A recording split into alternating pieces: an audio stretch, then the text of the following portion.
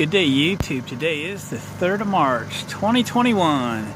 And a couple days ago, I ventured out and purchased a used, new to me, 92 Lance Squire 9.5 foot extended cab over camper. We've had many campers. I just sold my vintage camper a month or so ago, and about a year ago we had 11.5 foot with a slide Alpenlight. Very large camper, but I wanted something I could tow a trailer behind my truck, and the big camper, its time had come, and then its time had went. So it's a nice happy medium to get a 9.5 footer with the room to tow a trailer behind, and that's all good. The previous owner has just installed a Dometic air conditioner on the roof. I'm going to zoom in as close as I can get without actually climbing up on the roof to show it to you. It's a 13,500 BTU ultra efficient air conditioner. Supposedly draws only about 10 amps. Says 9.9 on the internet. Today's the day we make sure that it'll run on one Honda EU2000 generator, which you can see is just putting away right there, just warming it up actually. So it's been plugged in about 5-6 minutes, and just running. I had not had it plugged into shore power all day today. I wanted to see the status of charge on the battery that's in it, which is only about 1.5 years old, but it doesn't seem to be doing very well. I let the furnace run on just at 70 degrees and with a couple of lights on, and it's already down to 11.5 volts, and that's not going to cut it for a weekend. So I'll be pulling that battery out here pretty soon and see what's going on with that. But let's see what happens with the old 2000 EU2000I Honda generator and the air conditioner. Now, I have a lot of experience with Honda generators. I have 2 EU2000s. I have 3 EU1000s, and I have 1 EU3000. All have their purposes in my world. I have a mobile DJ business, and I need them to run audio equipment, and they're just fantastic. The 1000s actually work the best for me. They're very light, very portable, and they are big enough to run most of what I need most of the time. I have the bigger ones for when it doesn't work. I first bought my second EU2000 when we had a 28-foot fifth wheel with a roof-mounted air conditioner, central air, if you will, ducted air conditioner, I think is the correct term. And we always needed to pair them up to run the air conditioner, or so I thought. We were at a outside concert all day long. We came back to our camp, dry camp obviously. I had only had one generator out of my truck. It was chained to the truck or something, and I didn't have the pair out. But when we got back, it was still really warm out, and wife's like, man, we gotta have the air conditioning. I go, man, I didn't want to drag the other generator out, parallel them up and all that stuff. I was tired. I wonder if it'll run on one generator. And so I thought, I'm an electrician, I understand these things. When you first start the generator and you first plug your shore power cord in, what happens? Well, your battery charger kicks in. And we had a 3-stage battery charger, and it kicks into 1, 2, 3 stages. It's charging hard. What else happens when you plug in with a auto switching refrigerator? The refrigerator also switches to electric by itself. You don't really, you kind of have a choice, but not in the automatic mode you don't. So I thought, okay, I'm going to be lazy. Let's go out and start the generator. Started the generator up and let everything do what it needs to do, like I'm doing right now. And let's let the batteries charge for 5 minutes. Let's let the refrigerator kick over, and then let's do something crazy. Let's shut the battery charger off. In the case of a camper like mine right here, I would turn the breaker off to the inverter/charger, and then it would no longer draw any 110 power. And I would manually switch the refrigerator over to gas. There you go. It takes just a little bit of load off because an EU2000 is going to be at its limit or just slightly over to get that air conditioner started. But maybe once it starts, it'll be fine, right? So, if you have one EU2000, try the experiment like I'm doing now at home, and just see what it'll do. It all depends on your specific air conditioner. If it doesn't work, there are what they call soft starts, or I think they're bigger capacitors that allows the capacitor to charge and give it that boost of power when it needs to get the compressor started. So in this case, I am not going to turn off my charger inverter, and I'm not going to switch my refrigerator over to gas, because I think I have an efficient enough air conditioner to start on an EU2000 with everything else still going, provided that my battery's not completely dead and all that jazz. So it's been running, 10 minutes now, and I think we got to give it a shot. First thing we're going to do is take the generator off of eco mode and let the thing run at full RPM to give it every opportunity to be successful. Now we're going to go in and turn the AC on. All right, let's take it off eco mode.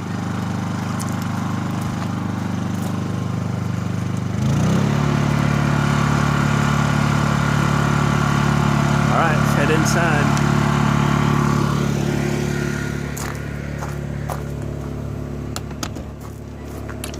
Like these stairs I picked up yesterday? Yeah, I do. Coming in.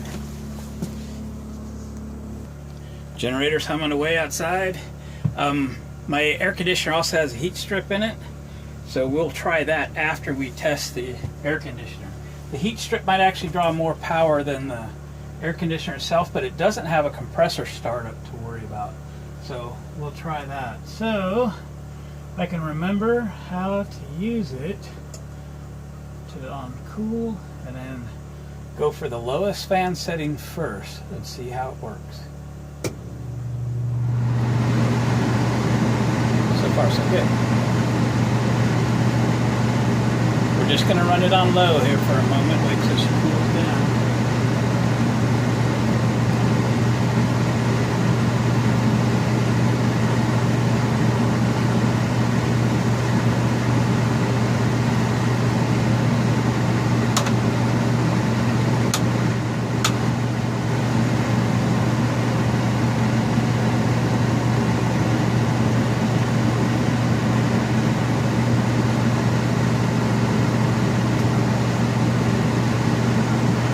About probably 55 degrees out, so it's starting to get cool right now. Okay, we're going for fan speed number 2 out of 3. Fan speed number 2 out of 3.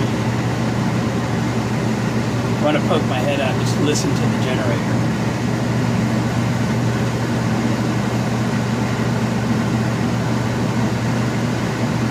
Sounds good.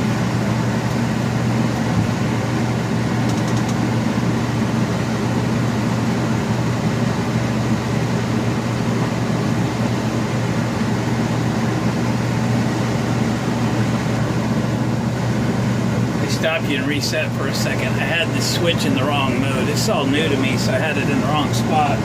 On these, there's a little section here that's blue, and there's a section here that's gray and black. It's got to be in the blue for the cold, and I had it in fan only mode. So we're in middle speed in the blue, and it's cold. It's real cold. We're going for high speed. No, I lied to you. We're on low speed. Now we're going for middle speed. Might be too cold to be in here in a minute.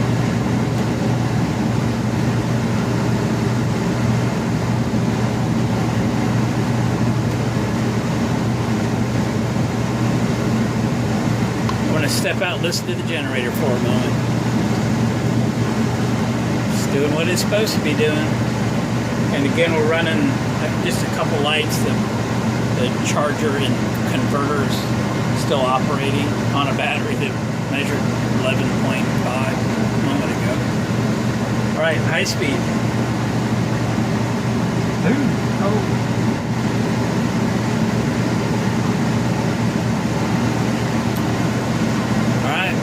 I'm going to let it run for about 5 minutes. I'm going to bring you back and make sure it was completely successful. Alright, everything is A-okay. This video would be a little more fun to make if it was summertime and not the 3rd of March. But I'm going to turn it off. Actually, let me take you outside and I'll just let you listen to the generator hum a moment. She's doing what she needs to do. I'm going to go in and shut the AC off.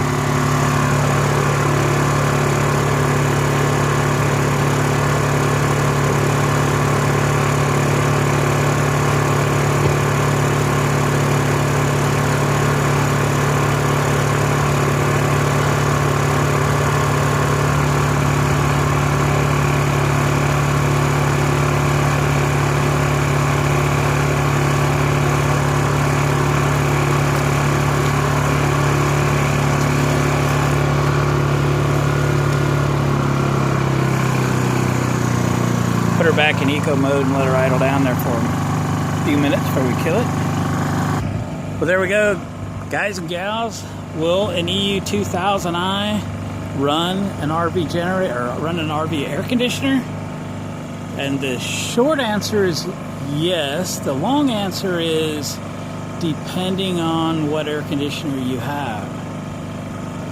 And if you do this experiment and you find it will not get your air conditioner started, look into these capacitors or soft start units. You might be able to convert your air conditioner over to a soft start, which will allow your single EU2000 or EU2200 to get your air conditioner started. If you can get it, off the line like that, once they're running, they're usually pretty good. They'll draw 12 amps, 13 amps, something like that, and your generator will handle it. Of course, if you're uncomfortable, just run 2. But for me, for packing a generator and so forth, I really did want a single generator to run the AC, and I was pretty happy that the previous owner bought a new, way more modern air conditioner than the camper is. I don't know if he replaced an old one or what happened, but I appreciate that I have a real efficient, and I can tell you it's nice and cold, especially today. So we're good to go. So good luck with your air conditioner and generator pairings, and happy camping. Appreciate you watching the video. Subscribe if you haven't. We're going to do quite a few videos on some upgrades on this camper, including LED lamps inside, LED lamps outside. We're going to update the thermostat to a digital, Home Depot $20 thermostat. We're going to do all kinds of fun stuff like that. Still getting it cleaned out. We still got to figure out a few things, but I'd like to maiden voyage this thing here pretty soon. Guys, thanks for everything, and we'll catch you on the next video.